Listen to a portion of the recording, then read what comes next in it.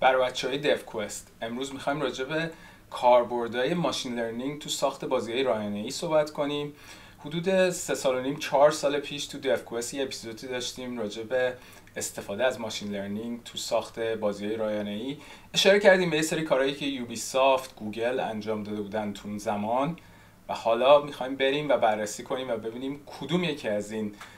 کارهایی که انجام شده با ماشین لرنینگ تونستن در واقع در یک بازی تریپل ای کامل به طور کامل جواب بدن و چه چیزایی درست نتونسته کار کنه.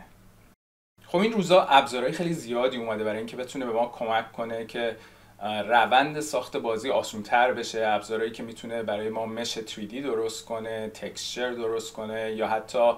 یه بخشی از داستان رو برای ما بنویسه. ولی خب توی این برنامه هدف ما این نیست که به این ابزارها اشاره کنیم. بیشتر میخوایم بریم و ببینیم مسائلی رو که با ماشین لرنینگ شرکت‌های تریپل ای سعی کردن حل کنن و به نتایجی رسیدن تا چه حد موفق بوده. خب اگه بخوایم فهرستوار به مواردی اشاره کنیم که شرکت‌های تریپل ای در اون از ماشین لرنینگ استفاده کردن و موفق بودن در بازی سازی، یکی بخشیه که چقدر کسایی که بازی میکنن رو درگیر کنن به بازی و بازی سختیش بر اساس اینی که چه مهارت‌هایی هر بازیکن داره تغییر کنه. این بخش ظاهرا موفق بوده با ماشین لرنینگ. بخش دیگه ساختن کانتنت پروسیجراله که حالا راجبش صحبت میکنیم. بخش دیگه NPC های تو بازیه که با استفاده از ماشین لرنینگ رفتارهایی که انجام میدن خیلی دقیق تر میتونه باشه. یه بخش هم کلا راجع به گیم ای صحبت میکنیم که تجربه شخصی من توی بازی ایج اف امپایرز 4 چجوری ماشین لرنینگ کمک کرد که ما بتونیم برای AI یک بازی RTS از ماشین لرنینگ استفاده کنیم و AI تصمیمای بهتری رو بگیره. و یه بخش دیگه هم راجع به کلا کوالیتی اشورنس و تست بازیه که چجوری ماشین لرنینگ میتونه به کمک دیولپرها بیاد و بتونه تست بازی رو بهتر انجام بده و انواع اقسام باگایی که ممکنه تو بازی باشه رو کمک بکنه که ما زودتر پیدا کنیم. خب اگه بخوایم راجع به این صحبت کنیم که ماشین لرنینگ چجوری کمک میکنه که بازیکن‌ها و مخاطبای بازی بهتر با بازی درگیر بشن و تجربه‌ای که دارن بیشتر خاص برای اونا باشه، خب یکی از مهمترین چیزها اینه که ما بتونیم سختی بازی رو به صورت پویا تغییر بدیم که یکی از نمونه‌های این بازی Left 4 Dead بوده که کاری که انجام دادن تو بازی Left 4 Dead یه AI دیرکتور داشتن که این بر اساس اینی که شما چقدر خوب دارید بازی میکنید مقدار انمیایی که سپان میشن و برای شما و سختی اونا همه اینا کنترل میشه و شما اون چیزی رو که تجربه میکنین دقیقاً بر اساس میزان مهارتیه که بازیکن داره. خب بخش دیگه ای رو که ماشین لرنینگ میتونه توش کمک کنه به ما مچ میکینگه. همونجوری که می‌بینید مچ میکینگ یه جورایی بر اساس رنک و اینی که هر بازیکن چه سابقه‌ای داره تو بازی معمولا سعی میکنن که اتفاقی بیفته که بازیکنایی که توی رده هستن با هم بتونن بازی کنن و توی شرایط مساوی بازی انجام بشه. ولی کاریو که میتونه ماشین لرنینگ اضافه بر این سازمان به ما بده اینه که میتونه بر اساس مهارت‌های خاصی که بعضی بازیکن‌ها دارن اونا رو با هم مچ کنه و اینجوری بتونن بازیکن‌ها رو لذت ببرن از اینی که مثلا اگه کسی یه مهارت خاصی رو داره و کسی یه مهارتی رو داره که همپوشانی میکنه اونو تو بازی بتونه اونا رو با هم مچ کنه و خب این خیلی میتونه بازی رو جالب بکنه. یه بخش دیگه اینه که میتونه به ما پیام‌هایی رو بده در حین بازی که کمک بکنه به کسی که داره بازی میکنه که بتونه یه مسئله رو حل کنه. خیلی وقتا ما بازی کردیم و یه جای بازی گیر میکنیم نمیدونیم چجوری یه پازلی رو حل کنیم یا یه مسئله رو حل کنیم. ماشین لرنینگ میتونه به ما کمک بکنه که بفهمه که این اتفاق داره میفته تو بازی و به ما یه مسیجی بده یا یه هینتی بده که بتونیم اون تیکر رو رد کنیم. و خب یکی از بزرگترین چیزهایی که روزانه ما تو تقریبا تمام کانتنتی که استفاده میکنیم همیشه میبینیم اینه که بر اساس اینی که چه علاقه‌ای داشتیم و چه بازیهایی رو انجام دادیم به ما بیاد و بگه که چه بازی میتونه موفق باشه. حتی تو خود بازی هم میتونه بخشای مختلفی اگه بازی داشته باشه بیاد و ما بگه که خب ما چون از این بخش بازی بیشتر لذت بردیم و توش بیشتر زمانی رو صرف کردیم، چه مراحل بازی که هنوز ندیدیم یا چه بخشای دیگه ای از بازی که هنوز انجام ندادیم میتونه شبیه به اون باشه و چیزی باشه که ما از اون لذت ببریم. خب خوبه یه اشاره کوتاهی هم بکنیم به ابزارهایی که جنراتیو AI در اختیار ما میذاره برای اینکه بتونیم یه سری کانتنت جنریت کنیم. حالا علاوه بر ابزارهای مختلفی که برای ساخت مش و تکسچر و چیزهای مختلف وجود داره، کلاً ساخت پروسیجرال کانتنت برای بازی‌های پلتفرمرز و روگلایک خیلی موفقیت آمیز بوده و خیلی از مراحل و کانتنت رو این دور زمانه واقعا با این ابزارها میشه ساخت. یوبیسافت همونجور که میدونین یه ابزاری داره به اسم گوست رایدر که با کمک کسی که نراتیو رو مینویسه میتونه این کل نراتیوی رو که برای بازی‌های پیچیده‌شون که ساعت‌های زیادی داستان و دیالوگ داره جنریت کنه. و یه بخش دیگه هم که خب خیلی این دور زمانه راجبش صحبت میشه اینه که واقعا AI بتونه به ما یه داستانی رو بده که بر اساس کارهایی که بازیکن میکنه تغییر بکنه و خب تو این زمینه هم پیشرفت‌های خوبی انجام شده و نمونه‌هایی از بازی رو داریم کم کم میبینیم که حالا بعضیشون تا حدی موفقن، بعضیشون هنوز اونقدر نه. و یکی از چیزهای خیلی مهم دیگه اینه که ما میتونیم از ماشین لرنینگ استفاده کنیم برای اینکه بخوایم دیتیل انوایرمنتی رو که میسازیم و بهتر کنیم. مثلا تو بازی‌های ریسینگ ما میتونیم بازی رو چندین و چند بار ران کنیم و ببینیم که کجاهای ترک مثلا ماشین بیشتر میره به لبه و به سختی اون پیچو میزنه و خب این باعث میشه که ما بتونیم اون جاها مثلا اگه نیاز داره رد لاستیک تایر رو بیشتر تو انوایرمنت بذاریم. این کارهایی که این دور زمانه داره زیاد انجام میشه و کمک میکنه به انوایرمنت آرتیستا که بر اساس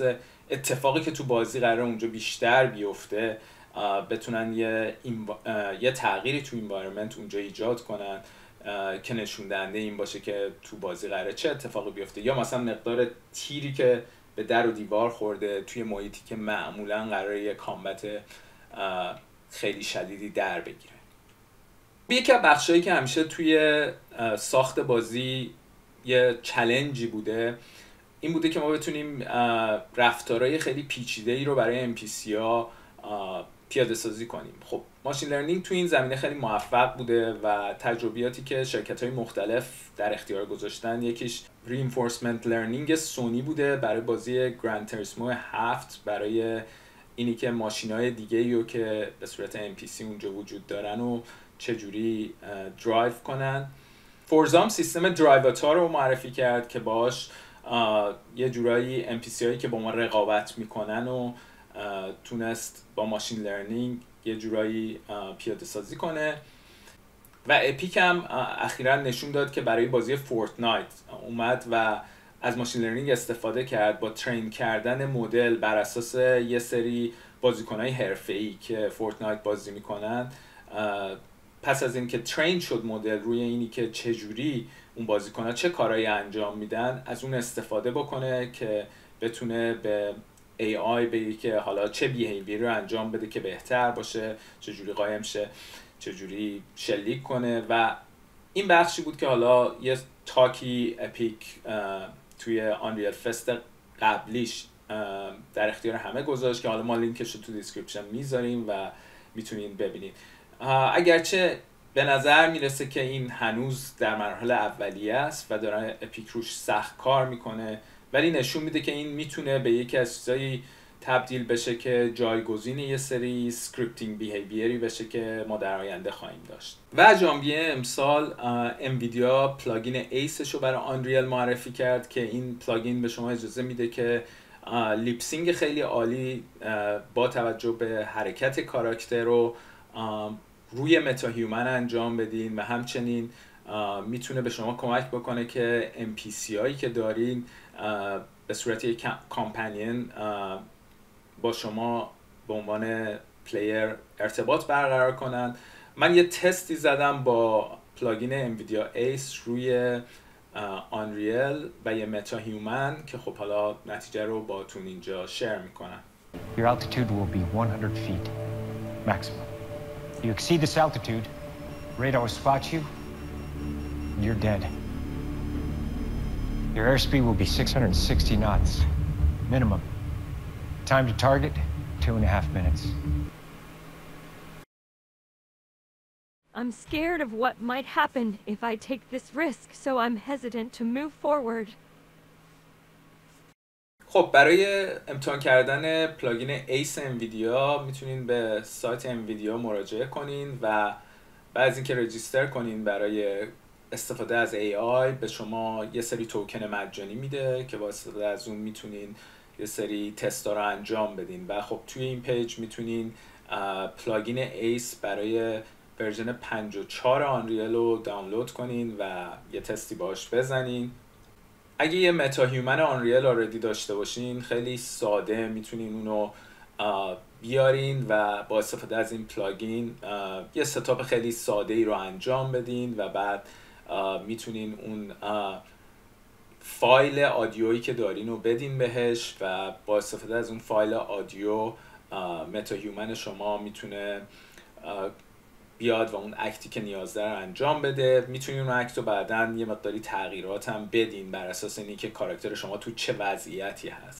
خب علاوه بر اینکه میشه رفتار هر NPC رو با کمک ماشین لرنینگ بهتر کرد، یکی از تجربه‌ای که ما توی Age of Empires 4 انجام دادیم این بود که خود AI رو به صورت کلی یه بخشایش رو از ماشین لرنینگ استفاده کنیم برای تصمیمات بهتر و بخشی به اسم کامبت فیتنس توی Age of Empires 4 توسط همکارم فیل والدرا انجام شد که کاملا بر اساس ماشین لرنینگ بود که من با استفاده از سلایدایی که در GDC 2022 منتشر شد سعی میکنم که یه توضیح کلی راجبی که این سیستم چجوری کار میکنه به شما بدم. خب حالا اگه بخوام یه ایده کلی راجب بازی Age of Empires 4 بهتون بدم، این بازی در موقع لانچ 8 تا سیویلیزیشن مختلف داشت که حدود 380 یونیت و استراکچر متفاوت داشتن و حدود بیشتر از 130 آپگرید مختلف. خب مسئله‌ای که قرار بود به وسیله ماشین لرنینگ حل بشه این بود که اگه یه تارگت خاصی رو AI انتخاب میکرد که بهش حمله کنه و یه تعدادی یونیت دشمن ازش داشتن دفاع میکردن، بر اساس اینکه این یونیت های دشمن چی هستن AI بتونه یه تقریب مناسبی از این بزنه که با چه ارتشی اگه حمله کنه احتمال موفقیتش بیشتره. این چیزی که ما ازش به عنوان کامبت فیتنس یاد میکردیم و مهمترین چیز این بود که ما بر اساس یه سری ترینینگ ماشین لرنینگ که انجام میدیم به این نتیجه گیری برسه AI که تو هر لحظه بر اساس اطلاعاتی که از سکاوتش میگیره با چه ارتشی حمله کنه به اون تارگت خاصی که در نظر میگیره که بتونه موفق باشه. فیل والدرا از سوپروایزد لرنینگ استفاده کرد برای اینکه بتونه این مسئله کامبت فیتنس رو حل کنه. چیزی که براش نیاز بود که یک شبکه عصبی خیلی عظیمی ترین بشه و چیزی حدود 200,000 تا بازی مختلف بین یونیت های مختلف انجام بشه تا این مدل ترین بشه و بتونه بفهمه که چه یونیتی در مقابل چه یونیتی کارساز هست و با چه تعدادی میتونه بر اون یکی فائق بیاد. خب بعد از اینکه این شبکه عصبی ترین شد خیلی مهم بود که حالا ما مطمئن باشیم که این خروجی که داریم میگیریم خروجیه که نتیجه درستی رو داره میده و نتیجه این بود که حدسی رو که این مدل شبکه عصبی انجام میداد یه جورایی خیلی نزدیک بود به دیتای واقعی که نتیجه اون جنگا میتونست باشه و طبیعتاً با ترین کردن مدل روی دیتای بیشتر این اکیورسی کم کم بهتر شد تا جایی که واقعاً اون چیزی که ما میخواستیم تونستیم از کامبت فیتنس به دست بیاریم و پردیکشن هایی که تو هر لحظه AI انجام میداد خیلی نزدیک شد به اون چیزی که نتیجه واقعی جنگ میتونست باشه. و در نهایت بخش مهم دیگه‌ای که ماشین لرنینگ خیلی درش میتونه تعیین کننده باشه QA و تستینگ.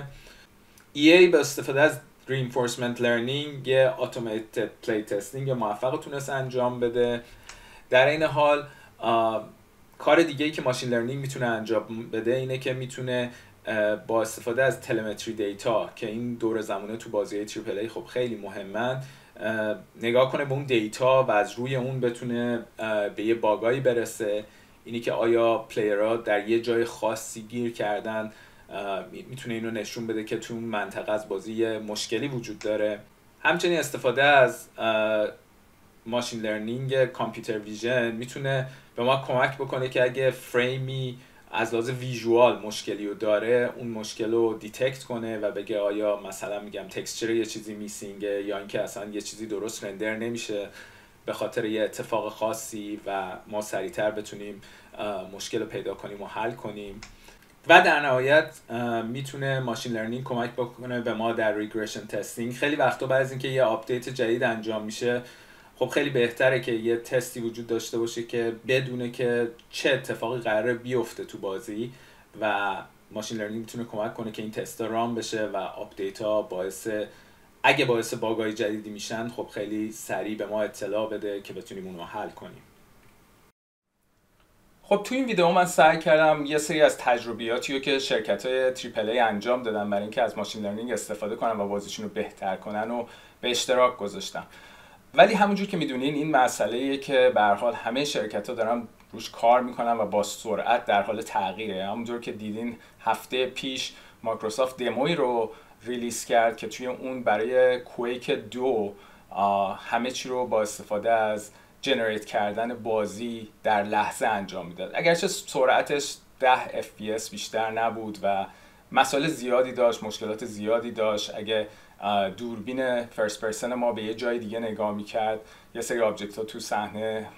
ناپدید میشد، برای اینکه تو هر لحظه داره فریم جنریت میشه توسط AI. ولی به هر حال این نشون میده که این بخشی از صنعتی که سخت در حال تغییره و فکر میکنم حالا ما ویدیوهای دیگه هم خواهیم داشت که راجع به اینی که چه تلاشایی که انجام شده ناموفق بوده و چه تلاشایی داره با سرعت به سمت یه سری کارا پیش میره. شاید بزرگترین نتیجه گیری که بشه از این ویدیو کرد اینه که ماشین لرنینگ قرار نیست که راه حل تمام مسائل بازیسازی ما باشه، ولی میشه بهش نگاه کرد و دید چه مسائلی رو میتونه بهتر حل کنه و چه مسائلی رو ما هنوز باید با روش‌های سابق و شاید یه موقعی استفاده از یه الگوریتم خیلی راحت تر باشه از اینی که ما بخوایم بیایم و یه مدل رو ترین کنیم تا بتونه اون چیزی رو که میخوایم واسه ما حل کنه.